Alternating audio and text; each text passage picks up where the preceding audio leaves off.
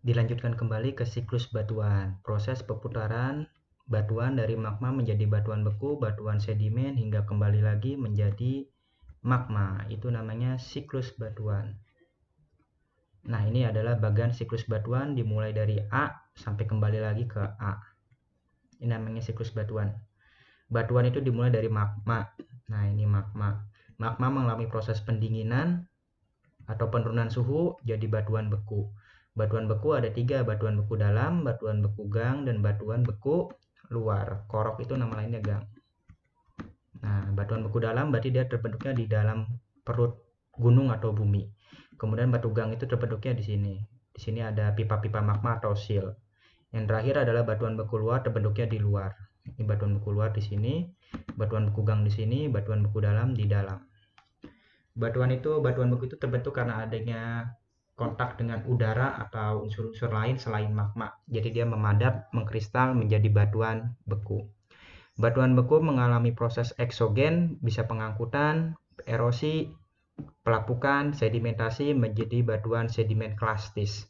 Sedimen klastis itu yang terbentuknya di daratan. Jadi bisa di pinggir-pinggir sungai, di tanah-tanah lapang, atau di wilayah-wilayah lembah. Itu batuan sedimen klastik. Kemudian ada sedimen organik. Jika dia ada unsur-unsur organik. Nah, ini harusnya 4 di sini nih. Yang ini 3. Oke. 4 itu sedimen organik. Jadi bentuknya batuan sedimen organik karena ada unsur-unsur makhluk hidup di dalam batuan tersebut. Yang terakhir adalah termik. Ini bukan termik, ini sedimen kimiawi. Harus diperbaiki nih internetnya nih, di Google-nya. Kimiawi. Yang 3 ini kimiawi, dia karena ada proses pelarutan unsur-unsur kimia, bisa garam, bisa kalsium, fosfat, dan sebagainya. Kemudian batuan sedimen atau batuan beku mengalami proses suhu dan tekanan yang tinggi, dapat berubah bentuk dalam waktu yang lama, bermetamorfosis jadi batuan malihan atau batuan metamorf. Karena penambahan suhu dan tekanan yang sangat tinggi hingga lama. Batuan metamorf itu ada 3 juga, ada batuan metamorf dinamik, termik, dan pneumatoristik. Kalau dinamik itu dia karena tekanan yang terus menerus, terus tekan ke dalam bumi. Termik itu karena dia kena magma, unsur magma.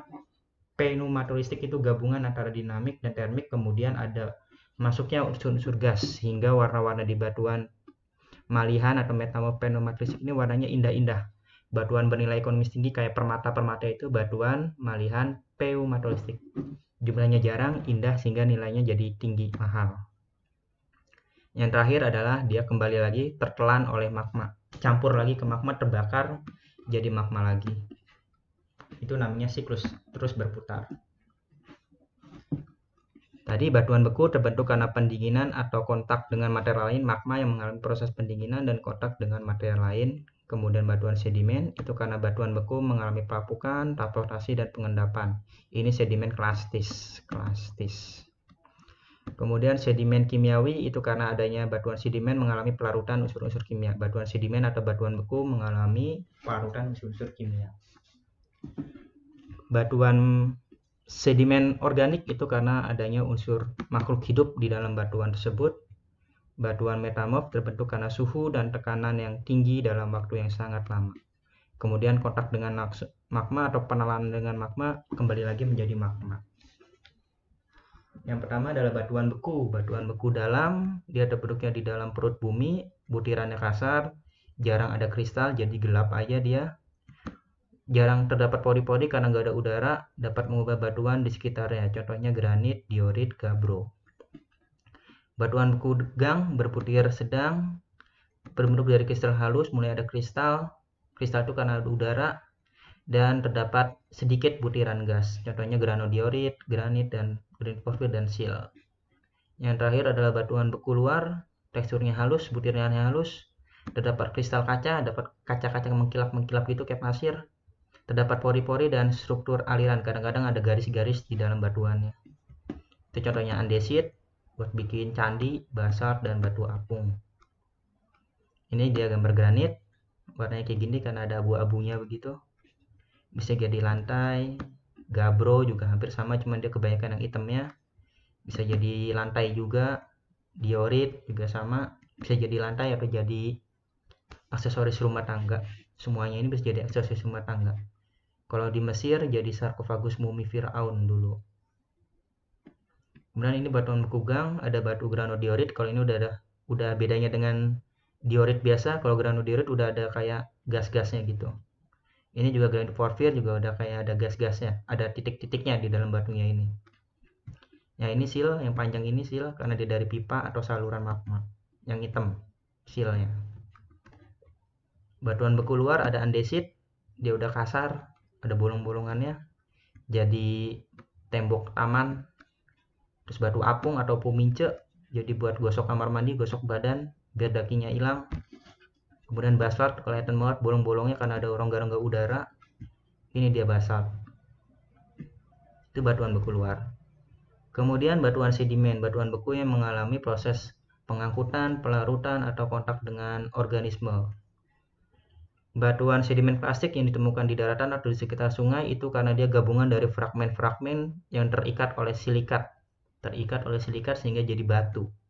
Contohnya ada konglomerat, breksi, batu sepi, batu lempung, batu pasir. Batuan sedimen kimiawi karena kumpulan material yang terperangkap di suatu tempat dengan kandungan kimia tertentu atau kena unsur-unsur kimia tertentu, dia mengendap, akhirnya mengeras jadi batu. Batu ginjal itu juga batuan kimiawi. Stalaktit, stalagmit, batu garam itu contoh batuan kimiawi. Sedimen organik itu batuan yang terbentuk karena ada unsur-unsur organisme mikro atau enggak mikro juga nggak apa-apa. Contohnya ada batu gamping atau batu kapur, batu bara, atau fosil kayu. Nanti ada fosfat, ini dia unsur kimia juga bisa masuk ke sini, fosfat. Oke, ini dia contoh batuannya. Batuan sedimen plastik, konglomerat, kayak gini kumpulannya dari batu-batu.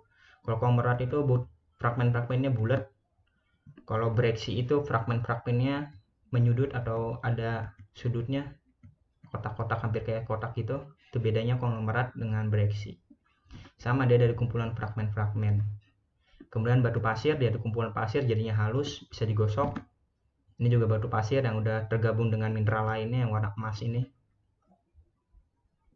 Batuan sedimen kimiawi karena ada unsur-unsur kimia, contohnya ada stalaktit, stalagmit yang bawah, tit yang gantung, mit yang di bawah. Kemudian ada evaporit atau batu garam, garam yang kristal di laut mati, itu dia jadi batu. Ada fosfat, ada unsur kimia fosfat untuk bikin pupuk ini dari kotoran kelelawar. Nah, makanya dia bisa kimiawi, bisa organik karena dia dari kotoran kelelawar juga fosfatnya. Ini sedimen organik biologis, dia dari makhluk hidup, contohnya batu bara atau antrasit atau bitumen, dia dari fosil tumbuhan pada zaman karbon, sekarang jadi batu bara. Batu gamping dari fosil kerang-kerang, terumbu karang, jadi batu gamping atau batu kapur untuk kondisi jalanan.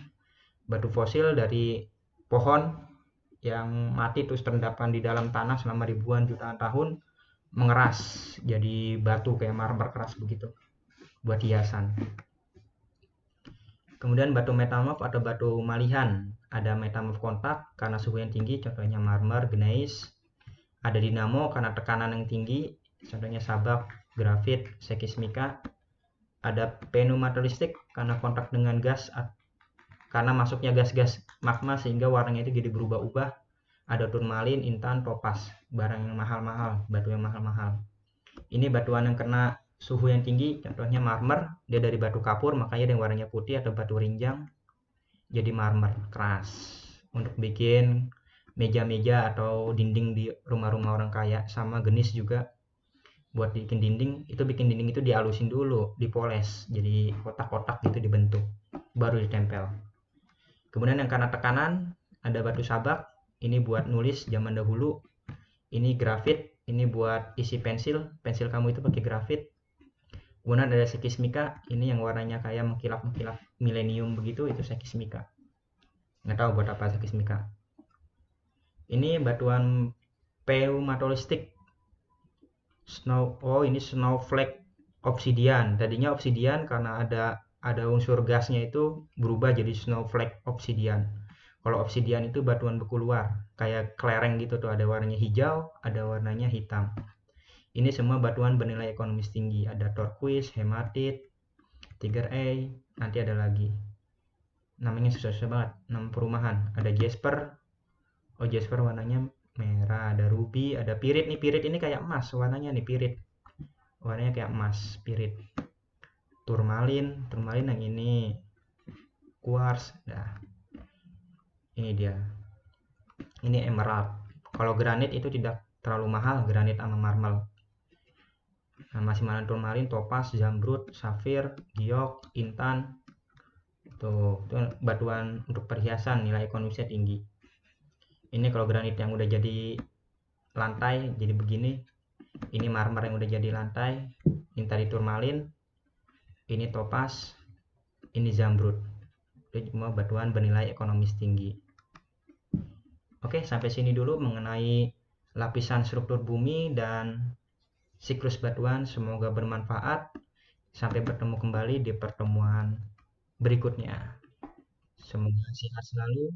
Bye bye. Salam dan bahagia.